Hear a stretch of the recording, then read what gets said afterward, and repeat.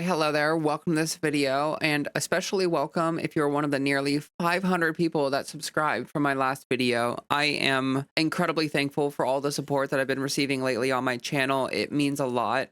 Me building this platform, especially with recent events over the course of the last 5 days, the perspective that I have on it has changed dramatically. It has gone from something that I am passionate about and that I want to do to something that I feel like I have to do. And I'm very thankful that it's starting to feel like traction is building. And I know that the reasons why people are flocking together and, trying to find community is because they're scared. A lot of people are scared right now, me included. But like this video, for example, is the result of me spending the last 5 days coming to conclusions about what the future is going to be like and what I need to be like in order to face this future. So today we are going to be talking about 5 harsh truths for the LGBTQ community. These are things that I think are important to consider moving forward because of obviously the recent events. So without further ado, we're just going to go ahead and jump right in to the first harsh truth. And this one may seem kind of obvious depending on who you are.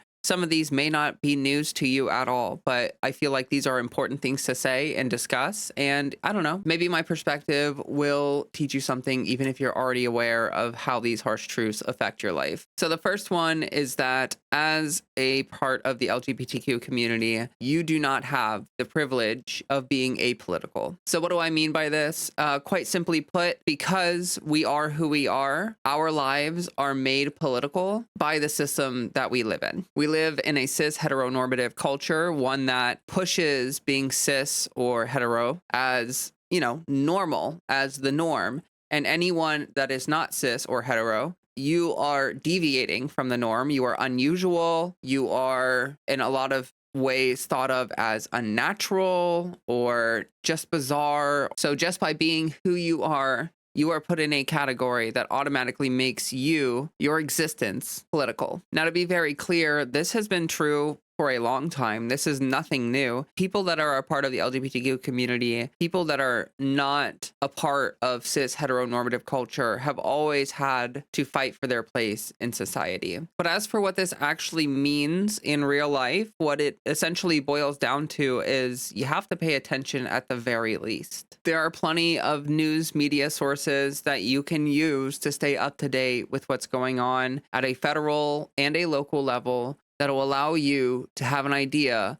of what's going on within the political system, things that very well may affect your ability to get healthcare or to use the bathroom that is appropriate for you or whatever. So just to give a specific example here, if you are not following Erin Reed, Erin in the Morning, she is an incredible source of information. She covers basically nationwide what's going on at state and local levels, talking about bills that are introduced. And she follows these bills from when they're introduced all the way through to when they are blocked or when they pass or when they fail. And even though you can find other news media sources that will talk about these stories, Erin goes into incredible detail. And because she has personal experiences as a trans person, she can give you, the real rundown of what's going on with these bills. So if you do not follow her, I definitely recommend doing so. She is going to be able to help you out with staying informed. And that is something that's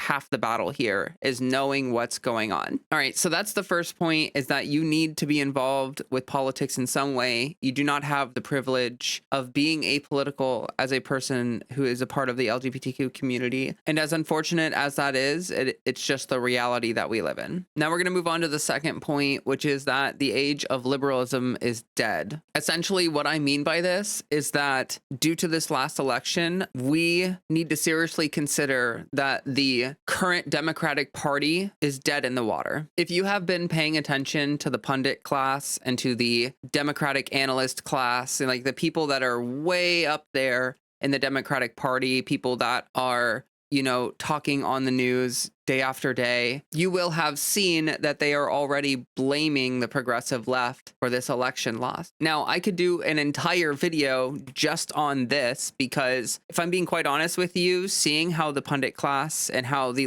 analyst class and these people in the Democratic Party are reacting, it's really unsettling to me.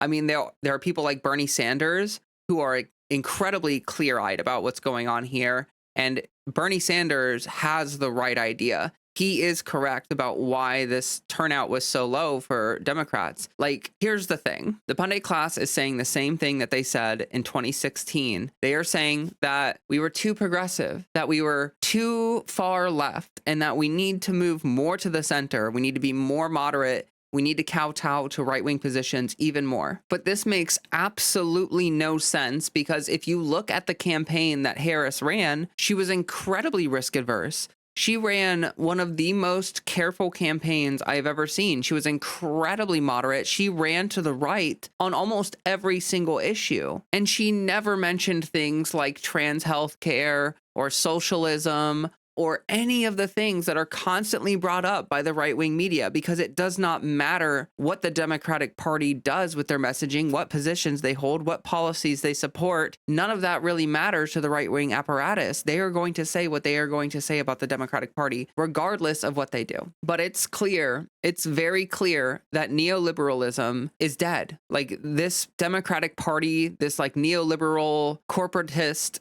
party, it's not going to be able to have a future in this country. And unfortunately, I don't have any trust that they're going to have our best interest at heart in the future moving forward. It seems clear to me that they are hell-bent on learning the wrong lessons from this election. Like, they spent a large part of the campaign, considering how short it was, trying to appeal to Liz Cheney Republicans, like never-Trumpers. And you know how many of them they moved over? Like 0%, less than 1%. Like, they moved over so few Republicans. It was an incredibly pointless strategy.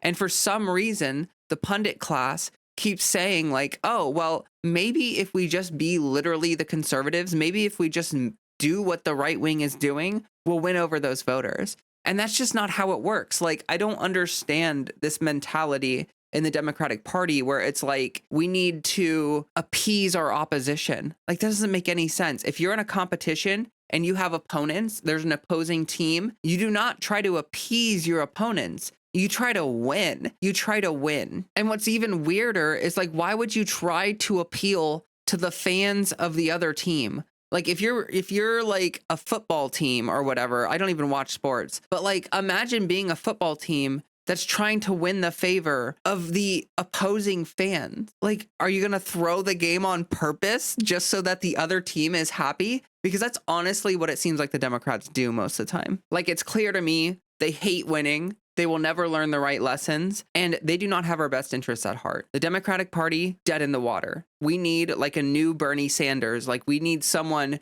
to have that kind of populist energy, that kind of like charisma that brings people to the voting booth, that brings people out, that makes people want to get involved. And right now, we don't have that. And honestly, I don't have any hope that we're going to have that in the next 4 years. Okay, so I will say that one was the darkest point. That was the one that was probably mostly negative, and the rest of these do have some hope to them. So thank you for sticking through that. Let's move on to the next point. So the next point is really important to talk about, and if I'm being completely honest with you, it's probably the most important point out of everything on this list, because the next point is that we need to be careful with how we approach education and how we talk to ignorant people. So I'm a bit worried about this next point being misconstrued, and I want to try to be as clear as possible when I'm talking about this. So a lot of the online discourse that the LGBTQ community has is very insular. It's very much a conversation that is had within community. And I think the unfortunate reality is that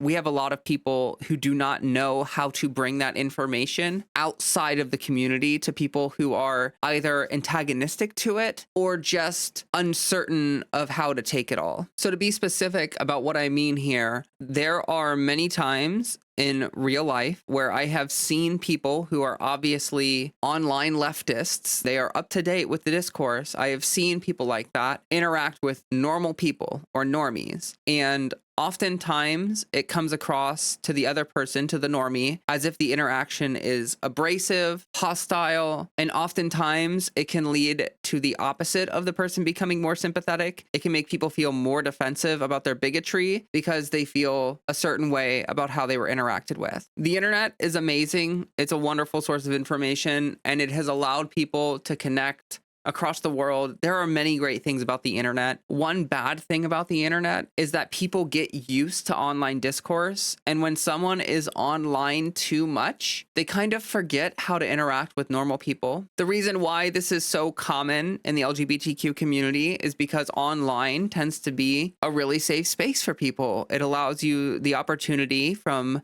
a safe distance to interact with people. And the internet also gives you the opportunity to chat with people across the world that may have similar experiences to you. But to be totally honest with you, I think that as a community, we need to spend a lot more time thinking and talking about how we're going to bring this information to people who are not already sympathetic to us. So to use my life as an example, I live in a red state. Most of the people that I interact with have never met a trans person before in their entire life. This means that these people have absolutely no idea how to talk to me about my identity. They have no idea how to approach asking me questions or just anything in general. People are very, very unsure of how to approach me when talking about things like gender or my transition or whatever. And because of that, that means that if they were to ever meet another trans person, the only experience that they're going to have to draw from is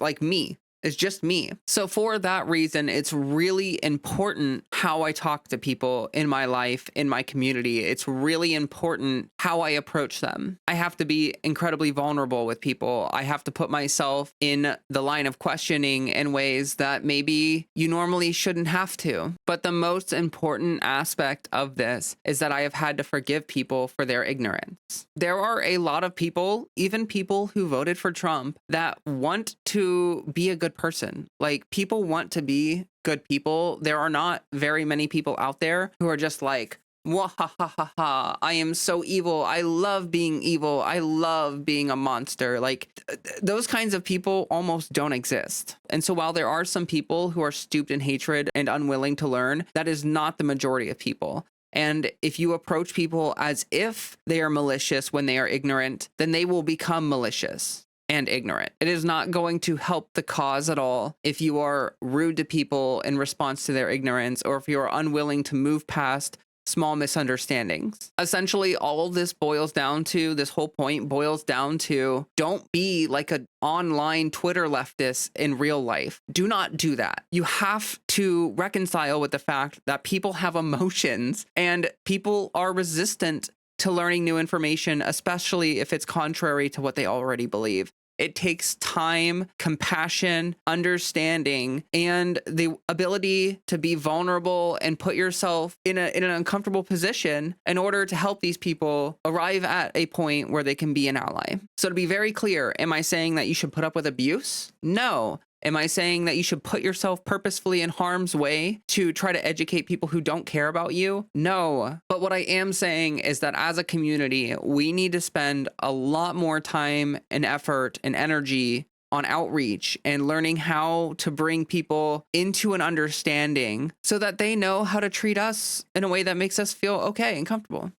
We can advance our goals. Okay, I went on and on and on about that one. And that's another point where I probably could have made an entire video literally just talking about how we need to talk to people and things to consider when you're talking to people who do not agree with you necessarily or who do not understand you necessarily. But I want to go ahead and move on to the next point because there are two more. And this video, I've already been recording for 30 minutes. So the fourth point is that community involvement in organization is the best way to stay safe. So actually, I've already seen people act on this impulse. A lot of people, when they are struggling, often try to turn towards, their community or people in their life to seek support, reassurance, all that other stuff. And that's incredibly natural. And that's just the human condition. We're social creatures. But this point kind of ties back to the second point about the Democratic Party failing us and no longer being able to stand up for us like they have been in the past. The politicians in Washington are not going to do anything to keep you safe. What will keep you safe, and this is almost a guarantee, I can almost promise you this, is finding community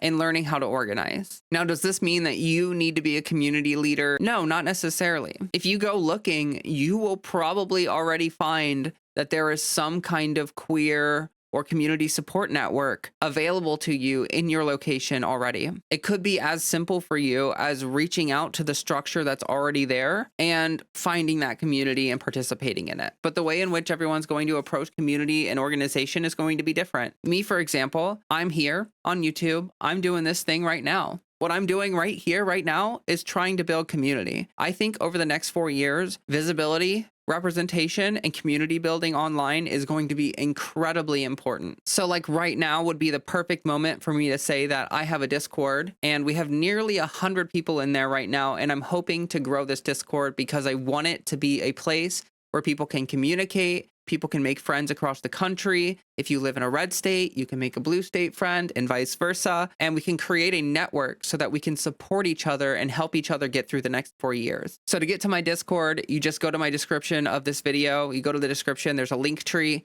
Click the link tree. It'll open up a page that has all of my various socials, including the Discord. Click the Discord. There's a short verification process where we like ask you some questions and stuff. And that's it. I hope to see more of you in the Discord because I think that bringing people together and creating a community of people that can help support each other is just like my primary function in this. Of course, I want my videos to be informative and entertaining and all that stuff. That is what I want in the long term. I want to be a great content creator, but I'm really in this because like for me, this is how I can make a difference. So yeah, online communities are important, but in-person stuff almost as equally as important. Being involved in your local community, you know, see if there are any local offices that you can run for. Like if you're in a good position in life where you feel pretty secure and safe and stuff like that, and you feel like you're able to, then do it. Run for local office. That will make more of a difference than you think it will. I mean, like I mentioned, I'm like the only trans person that everyone that meets me knows. Like I am their only source of information about, you know, the trans community. So imagine if I was in like local office, I would reach hundreds of thousands of people potentially and sway their opinions on what it means to be a trans person or to be a part of the community. But okay, I feel like that one's probably the second most important point. I feel like community involvement, organization, that's going to save lives. Like there are going to be people in some really tough positions throughout the next 4 years. But if you have connections, if you have an out, if you have a buddy system, if you have this stuff, then it's going to make your life a lot easier. You are going to feel a lot less alone, and you're going to have a lot easier time figuring out a path forward when things get kind of crazy. All right, and so now we are on the last point. This has actually been a longer video than I thought it would be, but the last point is that you need to learn self-defense, and you need to learn how to spot unsafe situations and unsafe places. So what I mean by self-defense can vary from person to person. At a fundamental level, we all need to be working on our physical health, and we need to be preparing for what could be a rather rough situation. I just want to say that, like, I really hope that none of you watching this video ever have to use self-defense to protect yourself physically. And I also really hope that none of you end up in unsafe situations. But now more than ever, this feels like something that's really important to talk about. Now, of course, I don't want to come across as ableist or anything like that. This is all going to vary based on context and who you are and what your life situation is like. So for example, self-defense could include like having a loyal and protective pet, like a dog, or it could include learning how to operate a firearm for self-defense. I'm not saying that all of us need to go out and take karate classes and learn how to like do Muay Thai or anything like that. Like, I'm not saying that any of us need to learn Taekwondo or like go out there and start doing, you know, like black belt level martial arts. Like, I'm not saying that. I'm saying that your defense is not necessarily guaranteed. Your safety is not necessarily guaranteed. There are some people out there who are looking to harm people like you and me, and we need to be ready for that kind of thing, and you need to be aware of those kinds of situations. As far as spotting unsafe situations and places, I think that a lot of that kind of has to deal with knowing the community where you live. Like, you need to know the disposition of people where you live. But yeah, that's going to wrap up all 5 points, all 5 of the harsh truths that I had to share with you, and sort of like the advice that I would give based on those truths. And I really sincerely hope that this was useful to you in some capacity.